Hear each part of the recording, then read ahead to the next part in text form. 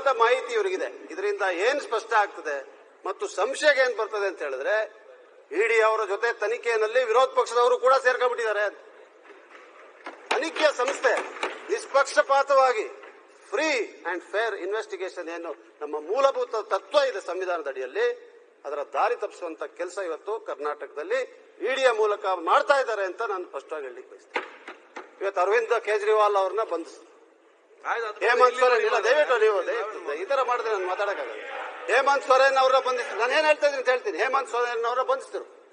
ಸರ್ವೋಚ್ಚ ನ್ಯಾಯಾಲಯ ಹೇಳಿದ್ದಾರೆ, ಇಡಿಯ ಸಂಸ್ಥೆಯವರು ಈ ತರ ಪಿಕ್ ಅಂಡ್ ಚೂಸ್ ಮಾಡ್ತಾ ಇದ್ದೀರಾ, ನಿಮ್ಮ ಅಧಿಕಾರಿಗಳು ಮಾಡ್ತಾ ಇದ್ದೀರಾ.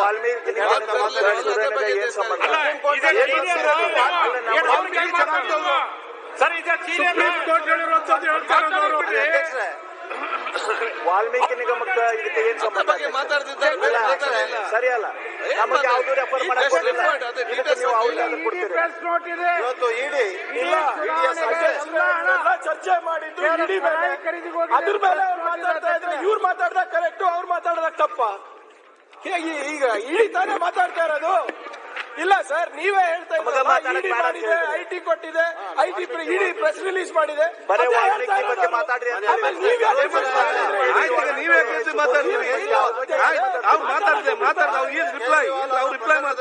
ಅರವಿಂದ್ ಕೇಜ್ರಿವಾಲ್ ಅವ್ರ ಪ್ರಕರಣದಲ್ಲಿ ಹೇಳ್ತಾರೆ, ಈಗ ಎಲ್ಲರಿಗೂ ಒಂದೇ ರೀತಿಯಾಗಿ ನಡ್ಕೋಬೇಕು. ಇಡಿನವರು ಈ ರೀತಿ ನಡ್ಕೊಳ್ತಾ ಇಲ್ಲ, ಅವರ ಮನಸ್ಸಿಗೆ ಬಂದಂಗೆ ಮಾಡ್ತಾ ಇದ್ದಾರೆ ಇಡಿ ಅಧಿಕಾರಿಗಳು ಅಂತ ಹೇಳ್ತಾ ಇದ್ದಾರೆ. ಕರ್ನಾಟಕದಲ್ಲೂ ಕೂಡ ಅದೇ ಪ್ರಯತ್ನ ನಡೀತಾ ಇದೆ. ನಾವೆಲ್ಲ ಎಚ್ಚರಿಕೆ ವಹಿಸ್ಕೋಬೇಕು. ಯಾಕಂದ್ರೆ ಇದು ಎರಡು ಕಡೆನೂ ಚೂಪಾಗಿರುವಂತ ಕತ್ತಿ, ಒಂದ್ಸತಿ ಕತ್ತರಿಸ್ತದೆ, ಒಂದ್ಸತಿ ಈ ಕಡೆ ಕತ್ತರಿಸ್ತದೆ.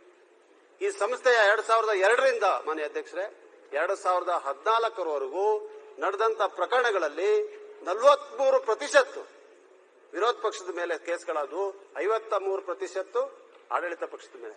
ನಮ್ಮ ಸರ್ಕಾರ ಇದ್ದ, ಯುಪಿಎ ಸರ್ಕಾರ ಇದ್ದ.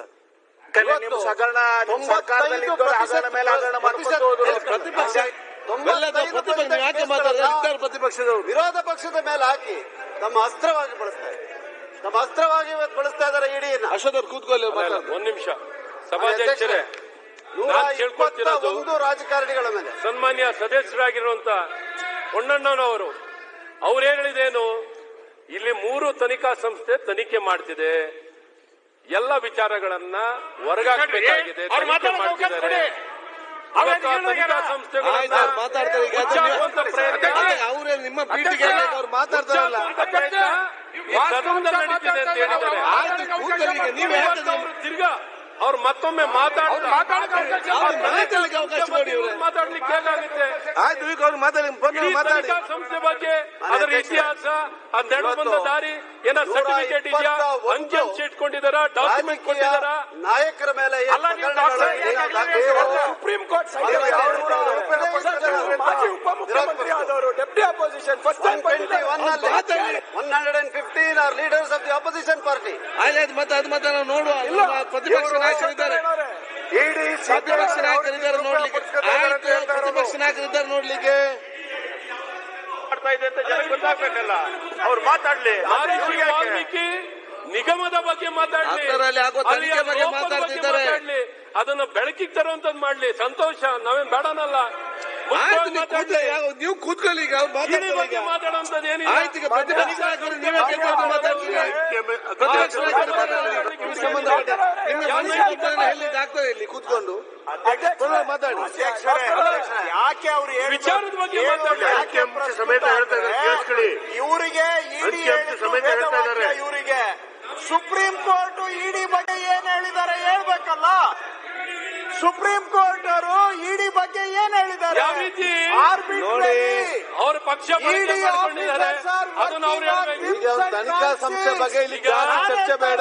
ಇಡೀ ಸಂಸ್ಥೆ ಸುಪ್ರೀಂ ಕೋರ್ಟ್ ಹೇಳಿದೆ, ತನಿಖಾ ಸಂಸ್ಥೆ ಬಗ್ಗೆ ಇಲ್ಲಿ ಚರ್ಚೆ ಮಾಡಬೇಡಿ. ಅವ್ರು ಮಾತಾಡ್ತಾರೆ, ಇಡಿ ಹೇಳಿದ್ದನ್ನ ನೀವೇನ್ ಬೇಕಾದ್ರೂ ಕೋರ್ಟ್ ಮಾಡ್ಬೋದು.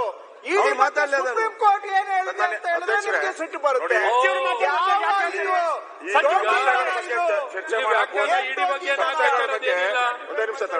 ಅದು ಸುಪ್ರೀಂ ಕೋರ್ಟ್ ಹೇಳಿದ್ದನ್ನ ಹೇಳಿದ್ರೆ ಇವ್ರಿಗೆ ಸಿಟ್ಟು.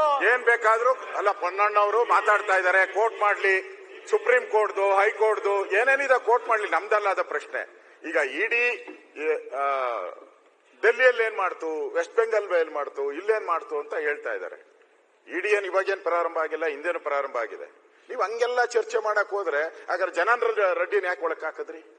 ಯಡಿಯೂರಪ್ಪನವ್ರನ್ನ ಪ್ರೈವೇಟ್ ಕಂಪ್ಲೇಂಟ್ ಮೇಲೆ ಇತಿಹಾಸದಲ್ಲಿ ಯಾಕೆ ಒಳಕ್ ಹಾಕಿದ್ರಿ? ಅವತ್ತು ನಿಮ್ ಸರ್ಕಾರ ಇತ್ತು, ಕೇಂದ್ರದಲ್ಲಿ ನಿಮ್ ಸರ್ಕಾರ ಇತ್ತು, ಹಾಕಿದ್ರಿ. ಅವತ್ತು ನಾವು ಕ್ವಶನ್ ಮಾಡಿದ್ರೆ ನೀವ್ ಹಂಗೆ ಮಾಡ್ಬಿಟ್ಟಿದ್ದೀರಾ ಅಂತ ಕೇಳಿದ್ರೆ ನೀವೇ ಉತ್ತರ ಏನು? ತಪ್ಪು ಮಾಡಿದ್ದಾರೆ ಅಂತ.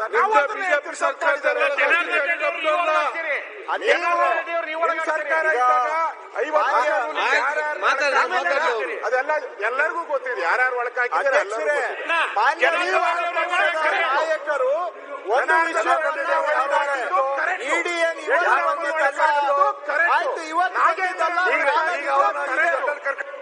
ನಾಗೇಂದ್ರ ಒಳಕೋದ ಕಳ್ಳ ನಾಗೇಂದ್ರ, ಈಗ ಕಳ್ಳ ಅಲ್ಲ, ಈಗ ಸತ್ಯ. ಅಧ್ಯಕ್ಷರೇ, ನಾಗೇಂದ್ರನ ಎಷ್ಟು ಸರ್ಕಾರ ಬಂದ ಮೇಲೆ ರಾಜಕೀಯ ವ್ಯಕ್ತಿಗಳ ಮೇಲೆ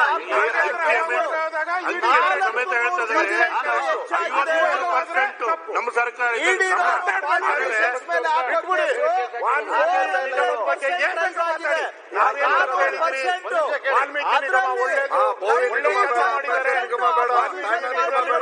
ಪಾತ್ರ ಇಲ್ಲ, ಮಂತ್ರಿ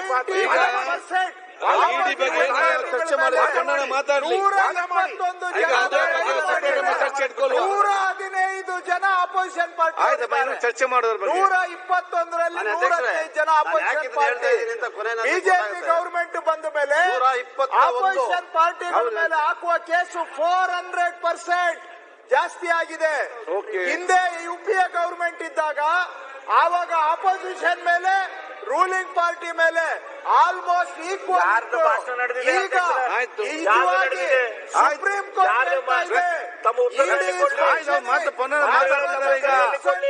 ಅದು ಸಪ್ರೇಟ್ ದಿವಸ ಚರ್ಚೆ ಮಾಡೋದಕ್ಕೆ ಸಂಬಂಧ, ಅದು ಸಪ್ರೇಟ್ ಚರ್ಚೆ ಮಾಡೋ ಪೊನ್ನನವರು ಮಾತಾಡಿ ಅಬ್ಸರ್ವೇಷನ್ ಮಾತಾಡಿ. ನೀವ್ ಯಾಕೆ ಪರಸ್ಪರ ಮಾತಾಡ್ತೀನಿ ಇವ್ರೆ? ಅಲ್ಲ ಅಶೋಕ್, ನೀವ್ ಯಾಕೆ ಆ ಕಡೆ ಕಡೆ ಮಾತಾಡಿ? ಪ್ರಿಯಾಂಕಾ ಅವ್ರೆ, ನೀವ್ ಯಾಕೆ ಆ ಕಡೆ ಕಡೆ ಮಾತಾಡಿ? ಪೊನ್ನನಲ್ಲಿ ಮಾತಾಡಿ ಮುಗಿಸಿ. ಸಮೇತ ಮಾತಾಡ್ತಾ ಇದ್ದಾರೆ.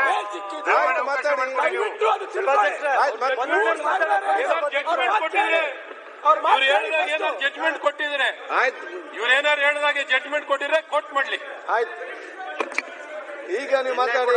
ಮಾನ್ಯ ಅಧ್ಯಕ್ಷರೇ, 121 ಕೊನೆ ಸಿಕ್ಕಿದಂತ ಲೆಕ್ಕ 121 ರಾಜಕೀಯ ನಾಯಕರ ಮೇಲೆ ದಾಖಲಾಗಿರುವಂತಹ ಪ್ರಕರಣದಲ್ಲಿ ನಮ್ಮನ್ನು ಬಿಡೋದಿಲ್ಲ. 115 ಹೇಳಿ ನಾವು ಸುಮ್ನೆ ಕೂರ್ಬೇಕು ಅಂತ 115 ಮೊನ್ನೆ ಅಪೋಸಿಷನ್ ಲೀಡರ್ ಯಾರಾದ್ರೂ ಮಧ್ಯದಲ್ಲಿ ಒಂದು ಮಾತು ಮಾತಾಡಿದ್ವಾ?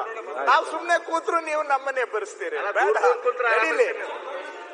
ಮಾತಾಡ್ಲಿಗ ಮಾನ್ಯ ಅಧ್ಯಕ್ಷರೇ, 121 ರಾಜಕೀಯ ನಾಯಕರ ಮೇಲೆ ದಾಖಲಾಗಿರುವಂತಹ ಇಡಿ ಪ್ರಕರಣಗಳು ಕೊನೆಯ ಲೆಕ್ಕ ಹೇಳ್ತಾ ಇರೋದು ನನಗೆ ತಿಳಿದಂಗೆ 121ರಲ್ಲಿ 115 ವಿರೋಧ ಪಕ್ಷದ ನಾಯಕರ ಮೇಲೆ ದಾಖಲೆ ಮಾಡಿದ್ದಾರೆ.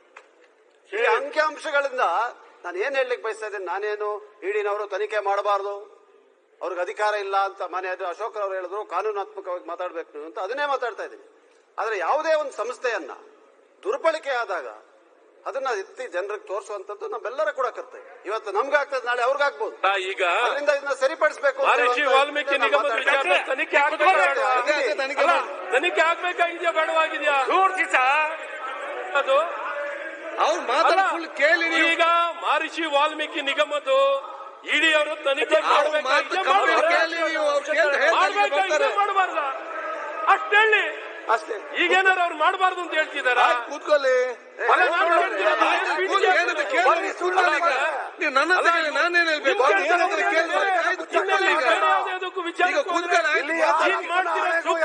ಮಾತು ಕೇಳುವ. ಈಗ ತನಿಖೆ ಮಾಡಬೇಕಾ ಬೇಡವಾ? ಮಾತು ಕೂತ್ಕೊಳ್ಳುವ. ಈಗ ನೀವು ಬೇಕು ಅಲ್ಲ ಬೇಡದ ನೀವೆಲ್ಲ ನಡೆಯುತ್ತಿಲ್ಲ. ಕೂತ್ಕೊಳ್ಳಿ, ಅಶ್ವನಿ ಮಾತಾಡಿ ಮಾತಾಡಿ.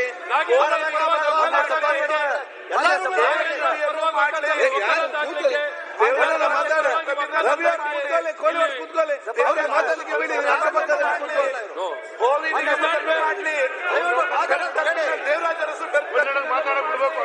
ನಾವ್ಯಾರು ನೀವು ನಿಮ್ಮನ್ನು ನೀವು ಡಿಫೆಂಡ್ ಡಿಫೆಂಡ್ ಮಾಡ್ಕೊಳಕ್ ಹೋಗ್ತಾ ಇದ್ದೀರಾ? ನಾಗೇಂದ್ರನ್ ಪರವಾಗಿ, ಬಸವರಾಜ ಸತ್ಯಾನಂದ ಪರವಾಗಿ, ಮಾತಾಡ್ಲಿಕ್ಕೆ ಆಯ್ತು, ನಾನು ನಿಲ್ಲಿಸ್ತೇನೆ. ನೀವು ಫಸ್ಟ್ ಕರೆಕ್ಟ್ ಆಗಿ ನಿಮ್ ಪ್ರಮೋಷನ್ ಆಯ್ತು, ಮಾತಾಡ್ಲಿಕ್ಕೆ ಅವಕಾಶ ಮಾಡಿ. ಮಾತಾಡ್ಲಿಕ್ಕೆ ಈ ವಿಚಾರದಲ್ಲಿ ಮಾತಾಡ್ಲಿ. ಆಯ್ತು, ನೀವೆಲ್ಲೆಲ್ಲ ಹೋಗಿ ಅಲ್ಲಿ ಆಯ್ತು, ಈಗ ಕೂತ್ಕೊಳ್ಳಿ. ಈಗ ಕೂತ್ಕೊಳ್ಳಿ, ಈಗ ನೀವು ಕೂತ್ಕೊಳ್ಳಿ, ಮಾತಾಡ್ತೀರಿ. ಒಂದೇ ಒಂದು ಮಾತು ವಾಲ್ಮೀಕಿ ನಿಗಮ ಜೊತೆ ಇನ್ನ ಆಗಿದೆಯಲ್ಲ, ಅದನ್ನು ಇಡಿ ತನಿಖೆ ಮಾಡಲಿ. ವಿಚಾರವನ್ನು ಮಾತಾಡ್ತಿದ್ದಾರೆ, ಅಂಕಿ ಅಂಶ ಸಮೇತ ಮಾತಾಡ್ತಿದ್ದಾರೆ. ದಯಮಾಡಿ ಅವ್ರು ಮಾತಾಡೋದು ಮುಗಿದ ಮೇಲೆ ಬೇರೆ ಎಲ್ಲ ಮಾತಾಡಲಿ. ವಿರೋಧ ಪಕ್ಷದವರು ಮಾತಾಡಿ. ಇವತ್ತು ನಾನು ಏನನ್ನ ಹೇಳಕ್ ಬಯಸ್ತಾ ಇದ್ದೀನಿ ಅಂತ ಹೇಳಿದ್ರೆ, ಸಿಬಿಐನವರು ವಿರೋಧ ಇಲ್ಲ ಮಾಡಿದಂತ ಪ್ರಕರಣದಲ್ಲಿ ಬೇರೆ ಸೀನಿಯರ್ ವೈಕಲ್ ಮೆಚೂರ್ ಆಗಿ ವರ್ತನೆ ಸಣ್ಣ ಮಕ್ಕಳಾಗಿ ಅವನಾಗೆ ಮಾಡಿದ ಇವನಿಗೆ ಅಧ್ಯಕ್ಷರ ಶಾಸಕರ ರಕ್ಷಣೆ ಅರವಿಂದ್ ಕೇಜ್ರಿವಾಲ್ ಅವ್ರಿಗೆ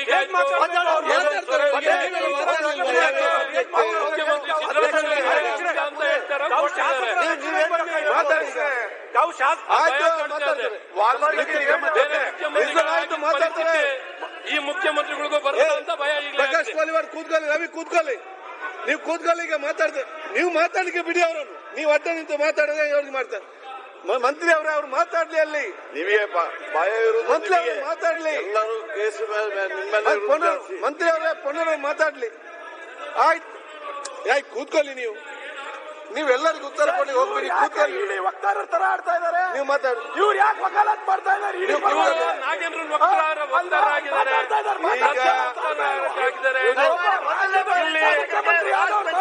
ಇವರು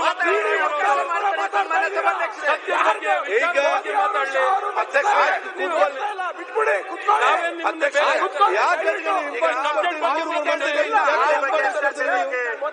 ನೀವ್ ಯಾಕೆ ಇಂಪಾರ್ಟೆನ್ಸ್ ಕೊಡ್ತೀರಿ? ನೀವು ಮೂರು ಮಂತ್ರಿಗಳು ನಿಲ್ತೀರಿ, ನೀವ್ ಯಾಕೆ ಮಾನ್ಯತೆ ಕೊಡ್ತೀರಿ? ನೀವು ಕೂತ್ಕೊಳ್ಳಿ. ನೀವು ಇಂಪಾರ್ಟೆನ್ಸ್ ಕೊಟ್ಟಿದ್ದು ನಿಂತು ಮಾತಾಡ್ತಾರೆ. ಕುಶಲ ಅಭಿವೃದ್ಧಿ ನೀವು ಯಾಕೆ ಮುಂದೆ ಎದ್ದು ಮಾತಾಡ್ತೀರಿ? ಅಲ್ಲ, ಅವ್ರಿಗೆ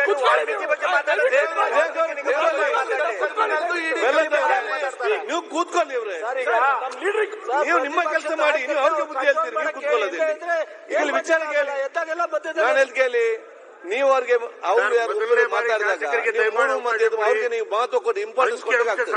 ಇಂಪಾರ್ಟೆನ್ಸ್ ಕೊಟ್ಟರೆ ಮತ್ತೆ ಹೇಳ್ತಾರೆ. ನೀವು ಯಾಕೆ ಇಂಪಾರ್ಟೆನ್ಸ್ ಕೊಡ್ಲಿಕ್ಕೆ ಹೋಗ್ತೀರಿ? ಪಣ್ಣವ್ರು ಮಾತಾಡಿ, ಕೋಲಿವಾಡ್ ಕೂತ್ಕೊಳ್ಳಲಿ.